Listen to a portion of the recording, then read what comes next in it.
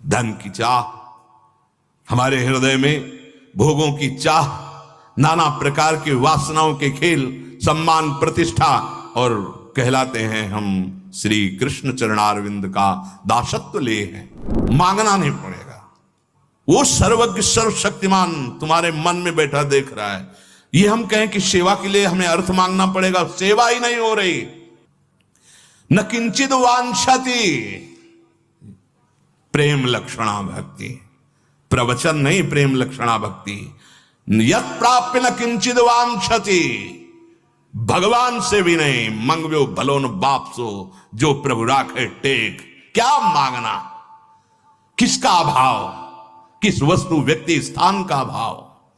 जब विराट जिसके एक एक रोमकूप में अनंत ब्रह्मांड वास करते हो मेरा, तो किस व्यक्ति की सहयोग की आवश्यकता। और जो एक चींटी के भी हृदय में खूब आराम से सो रहा है, इतना सूक्ष्म, फिर किसकी हमें सहायता की जरूरत है। विश्वंभर स्वयं संकल्प से अनंत ब्रह्मांडों का सृजन करने वाला मेरा यार है, मेरा यार है। यार को समझा नहीं, अपने प्यार को समझा नहीं। कहावे मोर दासा करे तुच्छ नरन के आशा, तो कहो कहां रहा विश्वासा। केवल प्रवचन नहीं, जीवन होना चाहिए। जीवन, अगर जीवन नहीं, स्थिति नहीं, भूमिका नहीं है, तो उपहास के योग्य है। वो उपहास का योग्य है। बिन विवेक वैराग्य भक्ति बिन सत्य नय को मानो, भगवत विमुख कपट चतुराई सो पाखंडे जानो।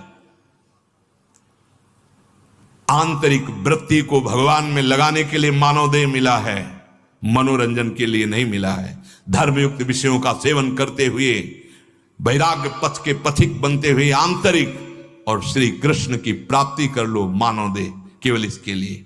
तो यत् प्राप्य न किंचित वांछति, जिसकी प्राप्ति के बाद कुछ प्राप्त करना बाकी नहीं रह जाता। हम कहते हैं हम श्री कृष्ण दास हैं।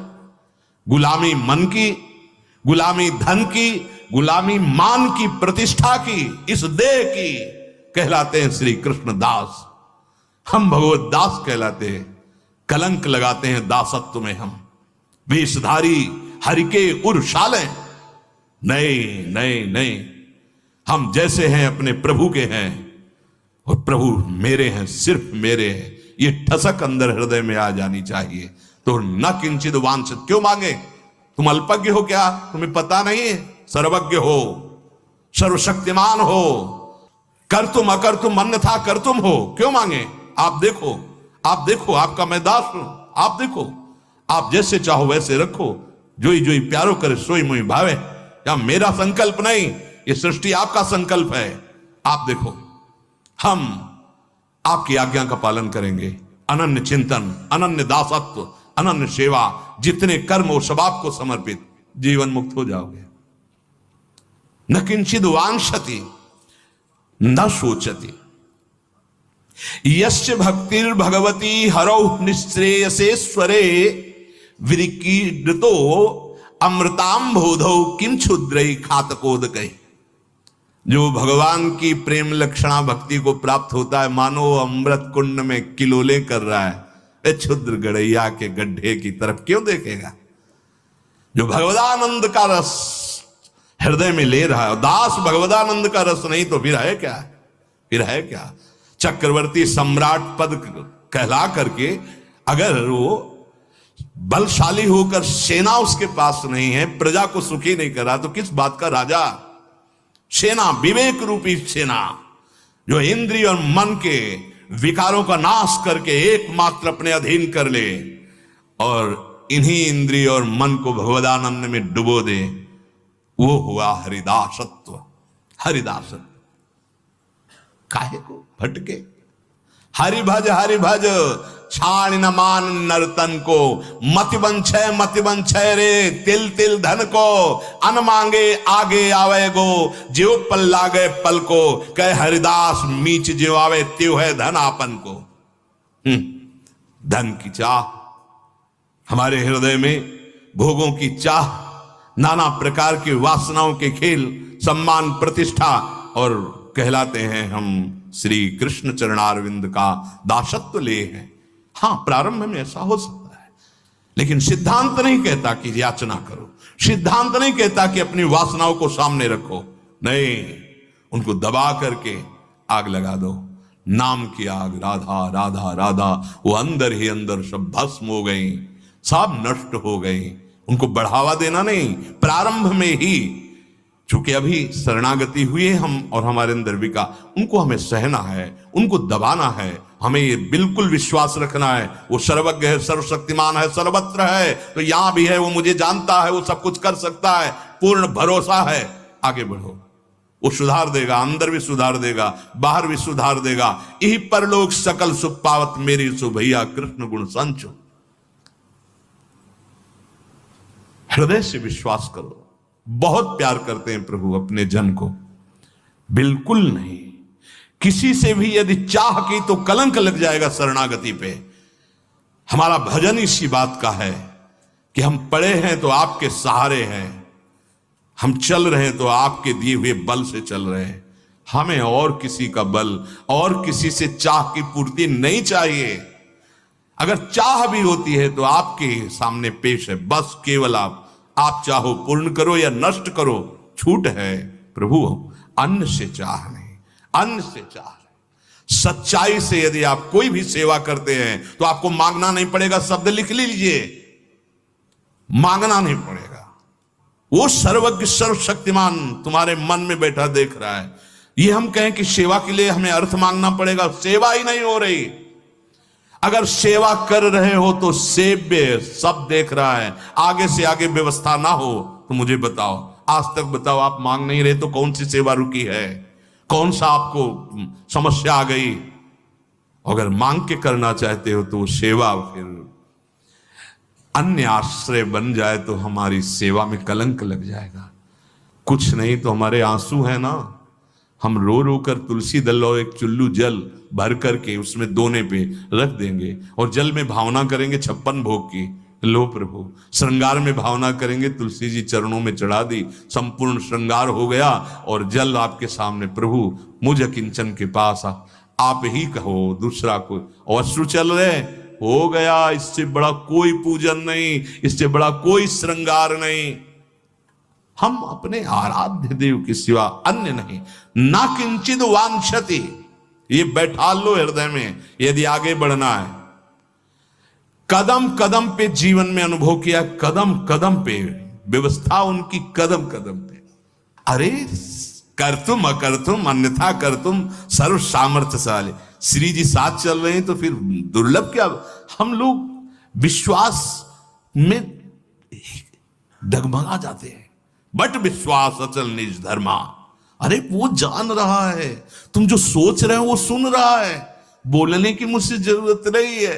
वो सर्वशक्तिमान है, वो जैसा करेगा परम मंगल करेगा। ना किंचित वांछति, नहीं, चाह नहीं होनी चाहिए। चाह अगर है किसी से भी तो ये हमारी शरणागति में कलंक लग जाएगा।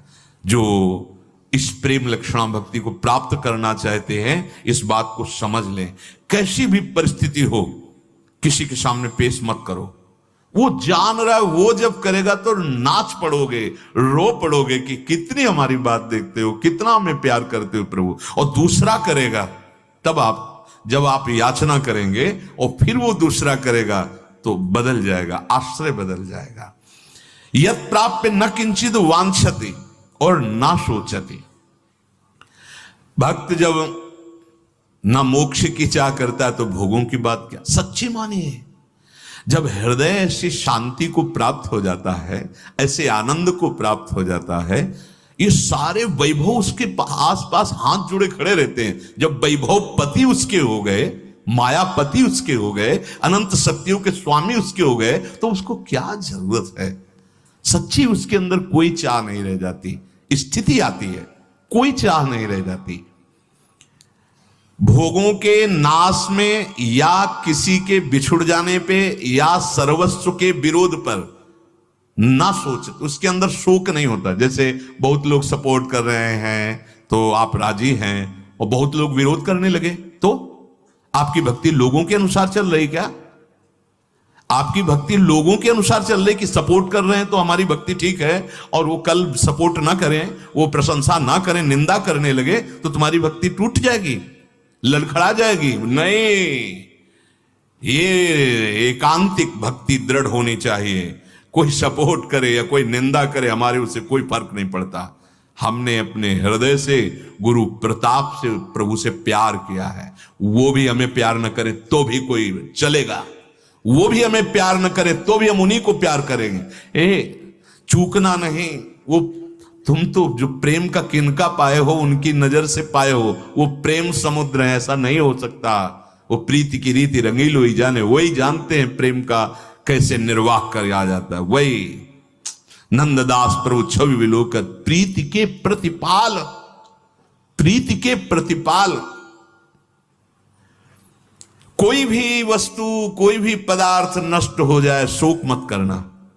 लीला बिहारी के ऊपर विश्वास रखना, वो एक साथ ऐसा सब। और सच्ची मानो बड़ा कृपा होती जब कोई सहयोगी नहीं होता, क्योंकि मन को भागने का अवसर नहीं मिलता और एकमात्र उन्हीं की तरफ भागता है। बड़ी कृपा करते हैं प्रभु, आसपास से घेर देते और एक मार्ग, एक झीना सा मार्ग देते, हरि शरणम, चलो इस मार्ग में चलो। बड़े से बड़े तिरस्कार, विपरीत परिस्थिति या प्रिय वस्तुओं का नाश हो जाना, उसे कोई शोक नहीं होता। नामदेव जी महाराज की कुटिया है, वो कहीं कीर्तन में थे, किसी ने सूचना दी आग लग गई आपकी कुटिया में। बड़ी मेहनत करके, झुलस करके लोगों ने कंबल और कुछ ऐसी वस्तुएं निकाली, सर्दी का समय था। श्री नामदेव जी महाराज जब आए तो देखा भीषण लपटे कुटिया में उठ रहे, बड़े आनंदित हो गए। प्रभु कितने कृपाल हो, इस रूप में आप आए हो। बोले देखो बड़ी मेहनत करके कंबल बचा। बोले लाओ लाओ, और झोंक दिया कंबल। जो जो सामग्री बचाई थी अरे प्रभु आए हैं, पाले पाओ प्रभु पाओ। वो लोगों ने कहा इतनी मेहनत करके निकाला, और सब नाराज अंदर से, मतलब असंतुष्टता हुई कि इतना झुलस करके निकाला, वो सामग्री सब उसी में फेंक दिया। ठीक है, अब शाम तक सब जल गई और 2-3 घंटे 4 घंटे में सर्दी का समय था, राख शीतल, हल्का सा थोड़ा सा तो वही राख फैला के उसी में लेट गए। बड़ी कृपा प्रभु आपकी, बड़ी कृपा, एक शब्द नहीं और निकला, बड़ी कृपा। हाँ, प्रभु ने रुक्मिणी जी से कहा कि अब हमको रजाई अच्छी नहीं लग रही, क्योंकि नामदेव जी को अभी थोड़ा नीचे से गर्मी महसूस हो रही थी तो नींद आ गई, अब तो वो भी ठंडा होने जा रहा है। नहीं नहीं चलो। बोले चलो प्रभु आप आदेश करो, कौन से भुवन की रचना कर दें। रुक्मिणी जी महालक्ष्मी है, महामाया, एक संकल्प से अनंत ब्रह्मांड बनाने की सामर्थ्य रखती है, भगवान की शक्ति है, भगवान का सामर्थ्य है वो।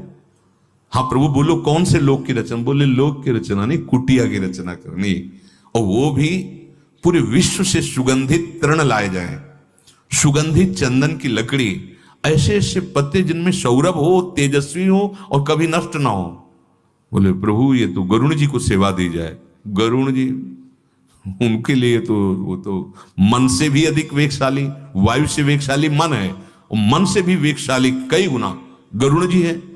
देर न लगे आगे, रुक्मिणी जी ठाकुर जी पार्षद, ऐसी सुंदर कुटिया, पर्ण कुटी, सौरभ ही सौरभ, आनंद ही आनंद, और अपना पीतांबर ठाकुर जी नामदेव जी को उड़ा दिया।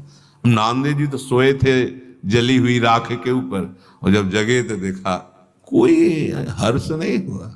जानते मेरे स्वामी का सब लीला विलास है, पीतांबर बहुत गले से लगा, हम समझ गए। अब गांव के लोग जो वहां से रास्ता था तो निकले तो देखा सौरभ, पूरे गांव के लोग आ गए। अरे नामदेव जी रातों रात इतनी सुंदर कुटिया बनवा ली, हम भी बनवाएंगे। कौन से कारीगर के द्वारा बनवाया, कितनी फीस लगती है। बोले फीस तो कुछ नहीं लेते, फिर अरे तब तो बुलाओ। बोले बुला भी देंगे, पहले ऐसा करो सब सामान घर में पैक करके आग लगा दो। सब सामान घर में रख के और जो भी ऊपर ओढ़े हो ये सब फेंको और आग लगा दो, और फिर उसी राख पे सो कुटिया बन जाएगी। किसकी ताकत है ऐसे आग लगा दे। तो ना सोचती, जो भगवान का अनन्य प्रेमी होता है बड़ी से बड़ी हानि हो जाने पर उसे शोक नहीं होता, क्योंकि पता है मेरे प्रभु की एक भ्रकुट इशारे में अनंत ब्रह्मांडों का सृजन हो गया, ये मेरा घर, ये मेरी वस्तु क्या। कल एक अच्छे उपासक थे, वो कह रहे थे, गृहस्थ धर्म के थे, कि मैं बहुत धर्म पूर्वक और भजन में चलता हूं, पर लगभग मुझे असफलता ही हाथ लगती है, तो ये कब तक चलेगा। निराश नहीं होना, उनको उदाहरण में बता, निराश नहीं होना। तुम धर्म से चल रहे हो, भगवान का भजन कर रहे हो, तुम्हारा मंगल होना है, इसलिए तुम्हारे पाप बड़ी शीघ्रता पूर्वक नष्ट किए जा रहे हैं। लौकिक असफलता कोई असफलता नहीं है। अगर नाम जप चल रहा है, धर्म से चल रहे हो, तो तुम परम सफलता को प्राप्त हो रहे हो। और नाम जप नहीं, धर्म नहीं है, अधर्म पूर्वक चल रहे हो और तुम्हें लौकिक संपत्ति मिलती है, तो कोई सफलता नहीं है। ये भारी विपत्ति का रूप धारण करेगी और सर्वनाश की लीला हो जाएगी। और धर्म से चल रहे हो तो थोड़ी असफलता दिखाई दे रही, लेकिन एक दिन ऐसे दीपक की तरह जलोगे, लेकिन जलते रहोगे, प्रकाशित होते रहोगे, कुल परंपरावर आनंदित रहोगे, और तुम्हारा जीवन पूर्ण होते होते ऐसी भक्ति महारानी कृपा करेंगी, क्योंकि धर्म से चले हो, नाम जप किया है, भगवान की प्राप्ति हो जाएगी।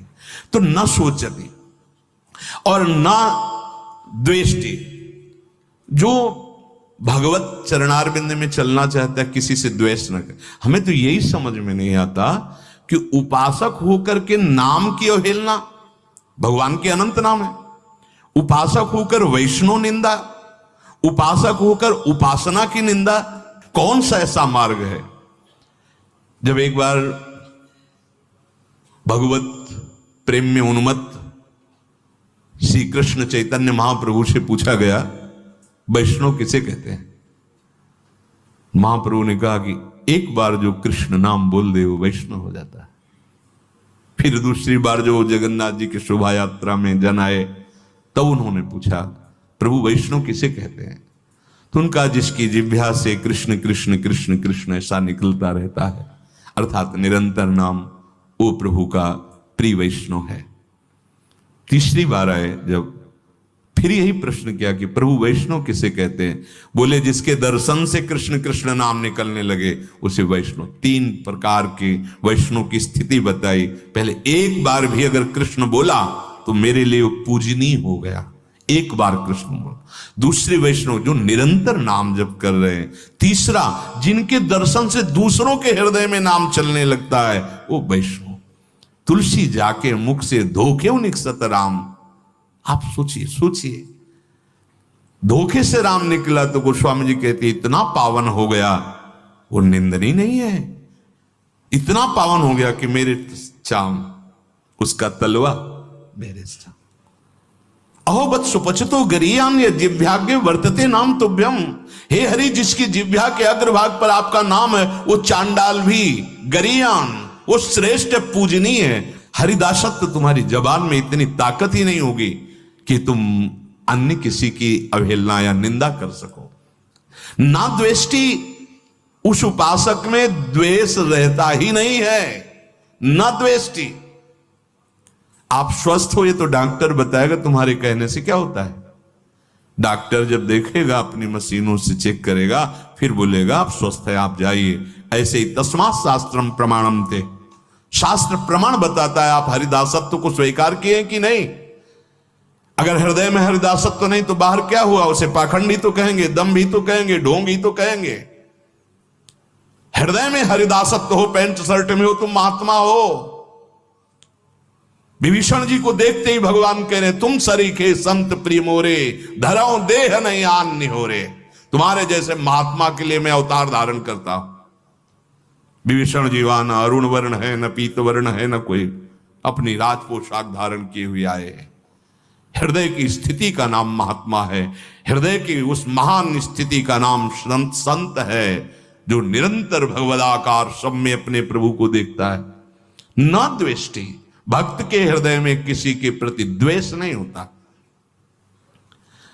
ये कोई वाणिज्य व्यापार है क्या भगवत मार्ग की, उसकी दुकान चलने लगी तो मुझे द्वेष होने लगेगा।